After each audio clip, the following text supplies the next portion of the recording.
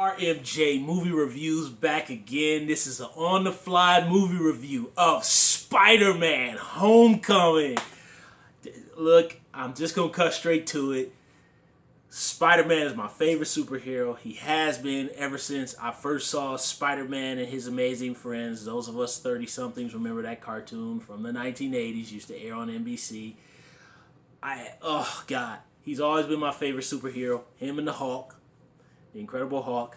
I love this movie. I will flat out proclaim right now that this is the best Spider-Man movie out of all of them. I'm going to go ahead and rank them real quick. I don't really do the ranking videos. I already talk enough as it is, so I think ranking videos would be like 2 hours for me. So I don't even bother with it. But I'll say, way back in 2001, when I heard that they were making a Spider-Man feature film for people my age who at that time we were 20 or 19 or whatever we were, that was just the greatest because they had been talking about a major motion picture for a Spider-Man movie for years. And then when Sam Raimi's first movie came out in 2002, I loved the original Spider-Man. Of course, like everybody else, I used to watch the pictures on Ain't It Cool News with the Green Goblin armor suit, and I was just like, that's stupid. Why? And I will tell you to this day, I still think that in that first Sam Raimi movie, making the Green Goblin armor suit, I still think it's stupid. I still think it's stupid. I still think they could have actually made him a real goblin. And anyway, I still love that first movie. Aside from that anticlimactic ending of how the Green Goblin dies, I love that movie. I know it's divided. There's a lot of people who hate on it. Me, I love the movie and I still like it. I haven't watched it in quite a few years, but I still really love it. Spider-Man 2, I know people proclaim Spider-Man 2 to be the best. I like Spider-Man 2. I've never admitted this to anybody, but I kind of feel there's parts of Spider-Man 2 that are boring. To me. I'm not saying it's true, but that middle section, I mean, Spider-Man 2 is almost a replica of Superman 2. You know, Clark Kent losing his powers, blah, blah, blah, blah. And that aspect of the movie, I don't know. Spider-Man 2 gets a little boring in the middle. But regardless, Doc Ock is in it. Stuff with Harry I like. Spider-Man 3, although I like the action moments, really cluttered, disappointing movie. Venom is really badly used, shoehorned in. Ugh. The Amazing Spider-Man, I liked. I don't hate it as much as a lot of other people do, but I liked it. I'm just such a rabid Spider-Man fan. Cool. The Amazing Spider-Man, I give it the pass. Just because it's Spider-Man.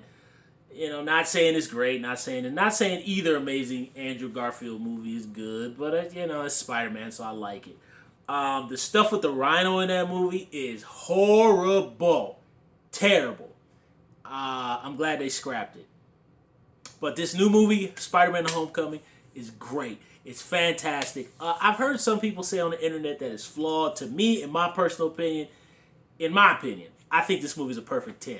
I love it. I love Spider-Man: Homecoming. I love that when the movie starts, unlike what the Amazing Spider-Man did, is they're not retelling the story. They start out, he's already Spider-Man. Well, because we had Captain America Civil War. But I love that finally, they've understood. You do not have to keep telling the story over and over again. You can start out and he can already be the character. So thank God they pulled a Batman 89. The movie started out, he was already Spider-Man. Thank you, Marvel and Sony, for relieving us of retelling Uncle Ben dying all over again. Michael Keaton, badass in this movie. Michael Keaton, the man is getting up there in age, but he's still got it. He's still, and I will say, as a villain, he's a very good villain. And I like that this isn't some overly complicated scheme.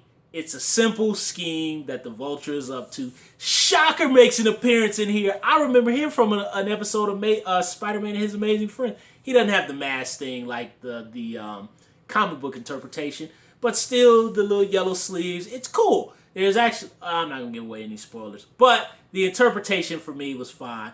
What I really love too is that digressing, Wesley Snipes complained about this with Blade 3, but there's a multicultural cast, which, contrary to belief, that's the way the world is. Me getting on a slight political tangent. That's the way the world is. The high school I grew up in, uh, all the schools I went to were multicultural, like Peter Parker's is in this movie. So I'm glad that a film finally is not afraid to reflect a little bit of real life. It's not just white and black and Asian or whatever. I like that, And they switch up. Aunt May is hot Marissa Tomei, which Marissa Tomei is still very hot, just like she was in My Cousin Vinny. Digressing, a friend of mine who's a New York actress who I've known for years and years has worked with her, said she's really cool. Said Marissa Tomei is like just down to earth and cool. Now back to the movie. I was okay with that. Look, we already got the Sam Raimi movies where Aunt May look like the comic book interpretation, so I'm cool with it. They switched the race, and Flash Thompson is kind of an Indian disc jockey, kind of bookworm nerd. I'm fine with that. MJ is biracial in this one. Everybody, it's cool. I'm cool with that. They changed a lot in this movie, and I'm okay. I'm fine with that. Robert Downey Jr. hits on all cylinders like he always does. I love how Marvel is just killing it, man. They, digressing, they showed a trailer for Justice League. Justice League ain't gonna be as good as the Avengers. Everybody knows that. DC, they can't. They've only got one under their belt, and that's Wonder Woman. They just, in my opinion, I think DC should just give up at this point. Marvel is killing it, man. Marvel has only had a couple tiny bleeps on the radar since they took over, man. They're killing it, man. I think this movie's a perfect 10 out of 10, man.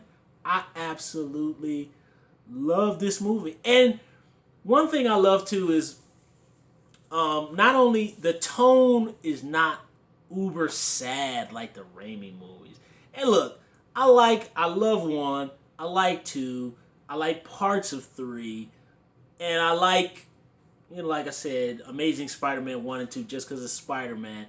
But, the Raimi trilogy, too doughy-eyed, I just felt he was too emotionally weak, in my opinion. And Tobey Maguire was too cry, I couldn't stand it, man.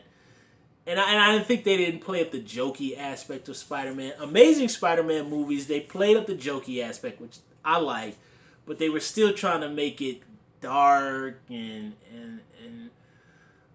they just didn't quite hit it right. But I do like that they made Spider-Man more jokey in those movies. But again, they were trying to do the whole Christopher Nolan gritty thing. This movie fits the right tone. It's fun. It's fun. Like when you watch Spider-Man and His Amazing Friends, or even the Spider-Man cartoon from the 90s that aired on Fox, it's fun. You're having fun with these teenage kids. And this is a growing up movie. It's a teenager movie. I like that. It really is a fun tone. There's little tiny sprinkle moments of violence, and there's a little bit of swearing, tiny bit, but I love that that's there. The action is fun. The action sequences I can follow, and that's what I love. When Spider-Man is jumping from here to there, it's not like I can't think of one. Oh, dear Lord, like Transformers the last night. There's just stuff flying everywhere and things are everywhere and I'm overwhelmed. My head hurts. Here, you can see Spider-Man swing. He's here. He's there. The gun is here. He has to get that. Michael Keaton is flying and I can follow. And the action is fun. I don't feel like I'm being beaten over the head like Transformers the last night. It's fun. I'm enjoying myself.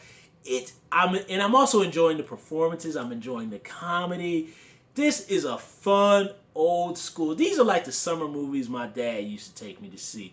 This is like the fun of like Jurassic Park or Batman 89 or Terminator 2. Just that sense of just wonderment and fun that you have when you go to the movies. I love this movie. To me, it's fantastic. 10 out of 10. Best Spider-Man movie they have ever made. I'm very excited to see where they go with the sequel. Of course, we all know when they make this part two, it's going to be divided. We already know that's going to happen, so we'll just accept it. And when they make a three ain't going to be as good as these first two. So we already know that. We foresee the future of the trilogy. We know that. But whatever, I'm so excited to see where it goes. Tom Holland did a great job. Michael Keaton did a great job. Just everybody was great. I love this movie. High recommendation for Spider-Man fans. If you're a purist for the comic, you'll probably get a little mad about the ethnic changes and certain other little changes. But I love this. I love this movie. It's great. I want to go see it again, man. So go check out Spider-Man Homecoming. It is great, y'all. RMJ Movie Reviews. I'll see you soon.